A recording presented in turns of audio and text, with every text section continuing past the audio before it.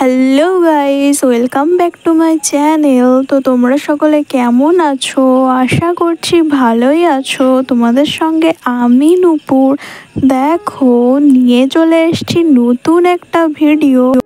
তো গাইস, এখানে কাঁকড়াগুলোকে দেখতেই পারছো, পুরো টুকরো টুকরো করে কাটা হয়ে গেছে। এখন এভাবে লাল লাল করে ভেজে নিতে হবে পেঁয়াজ দিয়ে। তো দেখতে থাকো লাল লাল করে কি করে ভাজা হচ্ছে কাঁকড়াগুলো।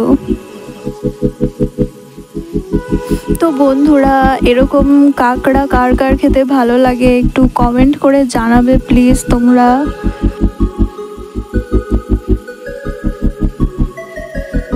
তো গাইস, প্রথমেই কাঁকড়াগুলোকে পেঁয়াজ দিয়ে লাল লাল করে ভেজে তারপরে তুলে রাখতে হবে।